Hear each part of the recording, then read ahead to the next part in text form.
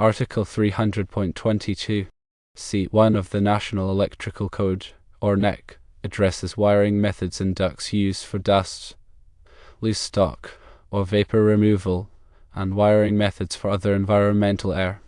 Specifically, Article 300.22(c)(1) allows the use of Type AC cable in dry locations. A dry location, as defined by the NEC, is an area where the relative humidity is less than 50% or the temperature is less than 104 degrees Fahrenheit. The inspector's concern about moisture likely stems from the ceiling being used as a return air plenum. In this scenario, if the air contains moisture, it could condense on the cable jacket. This condensation can potentially lead to insulation breakdown and create electrical hazards. However, Article 300.22(c)(1) of the NEC also provides an exception. This exception permits the use of Type AC cable in other than dry locations if the cable is installed in a raceway or enclosure. The purpose of the raceway or enclosure is to prevent moisture from contacting the conductors. Based on these code requirements, it might be possible to retain the existing AC cable. This is contingent upon demonstrating that the cable is installed in a raceway or enclosure that effectively prevents moisture from reaching the conductors. Suitable methods for achieving this include installing the cable in conduits or other moisture-proof enclosures. To ensure full compliance with the NEC and to address the inspector's concerns, consulting with a qualified electrician is highly recommended. An electrician can assess the existing cable installation and determine whether it meets the requirements for retention or if replacement with MC cable is necessary. MC cable generally offers better moisture resistance compared to AC cable. There are additional considerations to keep in mind. Firstly, some local jurisdictions may have stricter requirements than those outlined in the NEC. Always verify local regulations with the relevant authorities to ensure compliance. Secondly, if the existing AC cable is old or shows signs of damage, it is generally advisable to replace it with new cable that meets current code requirements, regardless of whether it technically complies with the exception. In summary, the decision to retain or replace the AC cable depends on several factors, including the specific conditions of the installation, the presence of moisture, and compliance with both the NEC and local regulations. A thorough assessment by a qualified electrician is crucial in making the right determination. The NEC, or National Electrical Code, is a comprehensive set of standards and guidelines for safe electrical installations. It's important to understand the relevant articles when working with electrical systems. Article 300.22 specifically addresses wiring in ducts, plenums, and other environmental air spaces. These are areas used for heating, ventilation, and air conditioning, or HVAC systems. These spaces often have specific requirements to prevent the spread of fire and smoke and to protect the integrity of the HVAC system. Article 300.22(c)(1) focuses on wiring methods in ducts specifically used for dust, loose stock, or vapor removal, and wiring methods for other environmental air. The key point is the allowance of Type AC cable in dry locations, referring to areas where moisture is not a significant concern. Now let's delve deeper into what constitutes a dry location according to the NEC. A dry location is defined as an area not normally subject to dampness or wetness. It can be a location protected from weather and not subject to saturation with liquids. The NEC specifies that a dry location has a relative humidity of less than 50% or a temperature that does not exceed 104 degrees Fahrenheit. These conditions generally prevent the formation of condensation on electrical components. The inspector's concern about moisture is paramount. Return air plenums, which are often the spaces above suspended ceilings, can be prone to moisture accumulation. This moisture can originate from various sources, including humidity in air being circulated, condensation from HVAC equipment, or even leaks from the building structure. When moist air comes into contact with the relatively cooler surface of the AC cable, condensation can occur. This condensation can then penetrate the cable jacket and potentially lead to insulation breakdown. Over time, this can compromise the integrity of the electrical system, leading to short circuits, ground faults, and other hazards. The NEC recognizes that certain wiring methods are more resistant to moisture than others. Type NEC cable, or metal-clad cable, is generally considered to be more moisture-resistant than Type AC cable or armored cable. NEC cable typically has a tighter construction and may include a moisture-resistant jacket that provides better protection against moisture ingress. This is why the inspector recommended replacing the AC cable with NEC cable. Exception in Article 300.22. C1 provides an alternative to replacing the AC cable altogether. This exception allows the use of AC cable in other than dry locations if the cable is installed in a raceway or enclosure that prevents moisture from contacting the conductors. This means that the cable must be physically protected from moisture by being enclosed in a conduit, a metal box, or another approved enclosure. The raceway or enclosure must be designed and installed to prevent moisture from entering and reaching the conductors.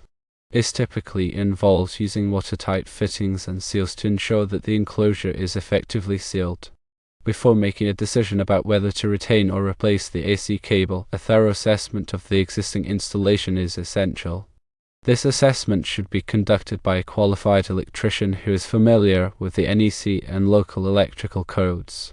The electrician will need to evaluate the following factors. Firstly, the physical condition of the AC cable. Look for signs of damage such as cracks, cuts, or abrasions in the cable jacket. Also look for any signs of corrosion on the metal armor. If the cable is old or damaged, it should be replaced regardless of whether it technically complies with the NEC. Secondly, the level of moisture in the return air plenum. The electrician should use a moisture meter to measure the humidity levels in the plenum. If the humidity levels are consistently high, it may be necessary to replace the AC cable with NEC cable, even if it is installed in a raceway or enclosure. Thirdly, the type of raceway or enclosure used to protect the cable. The electrician should verify that the raceway or enclosure is properly installed and that it effectively prevents moisture from contacting the conductors. If the raceway or enclosure is not watertight, it will need to be replaced or upgraded. Fourthly, local electrical codes and regulations. It is crucial to check with local authorities to determine if there are any specific requirements or restrictions regarding the use of AC cable in return air plenums. Some jurisdictions may have stricter rules than the NEC. If it is determined that the AC cable can be retained, it is important to take steps to ensure that it remains protected from moisture. This may involve sealing any openings in the raceway or enclosure, installing additional moisture barriers, or taking other measures to reduce the humidity levels in the plenum. If it is determined that the AC cable needs to be replaced, NEC cable is the preferred alternative. When installing NEC cable, it is important to follow the manufacturer's instructions and to use appropriate fittings and connectors. NEC cable should be supported properly to prevent it from sagging or becoming damaged. In addition to the NEC, other standards and guidelines may be relevant to this situation. For example, the National Fire Protection Association, or NFPA, publishes standards for fire protection, including NFPA 90A, which covers the installation of air conditioning and ventilation systems. These standards may provide additional guidance in the selection and installation of wiring methods in return air plenums. Consulting with a qualified electrical engineer or other expert may be helpful in complex or unusual situations. An engineer can provide specialized knowledge and expertise to ensure that the electrical installation is safe and compliant with all applicable codes and standards. Remember that electrical work can be dangerous. It is important to take all necessary precautions to protect yourself from electrical shock and other hazards. Always to energize electrical circuits before working on them, and use appropriate personal protective equipment, or PPE, such as gloves and safety glasses. If you are not comfortable working with electricity, it is best to hire a qualified electrician to do the work for you.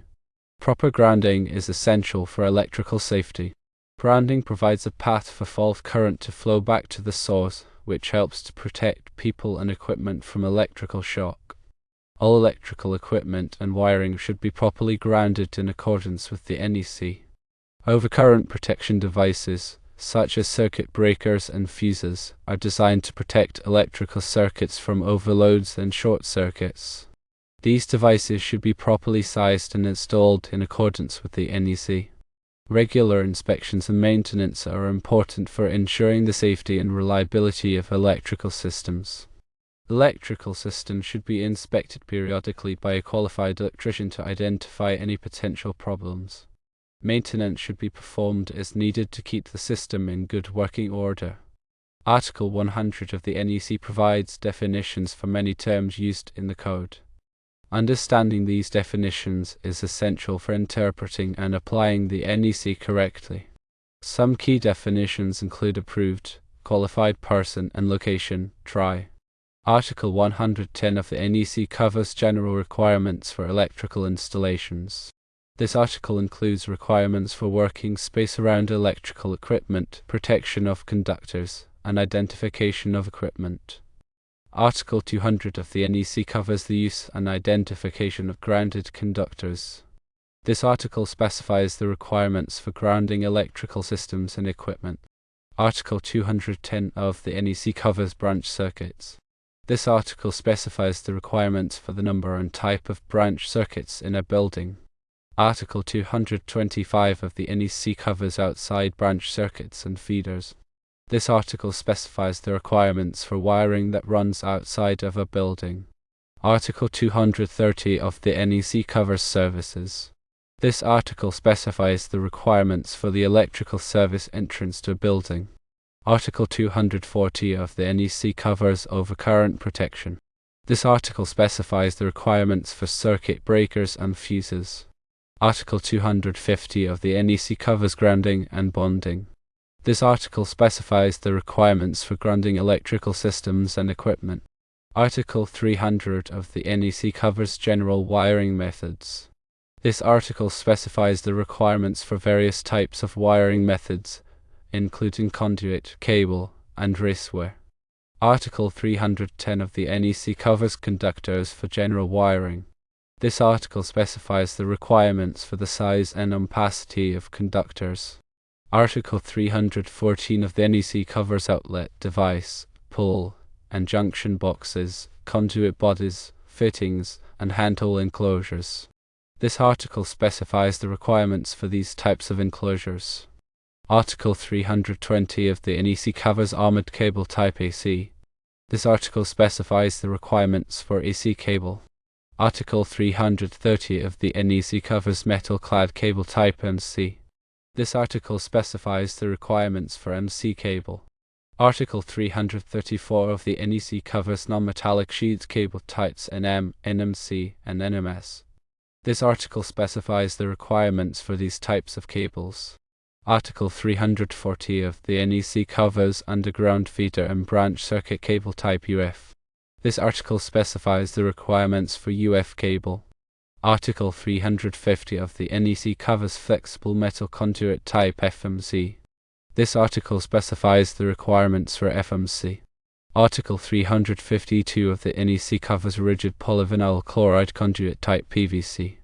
This article specifies the requirements for PVC conduit. Article 358 of the NEC covers electrical metallic tubing type ENT. This article specifies the requirements for EMT.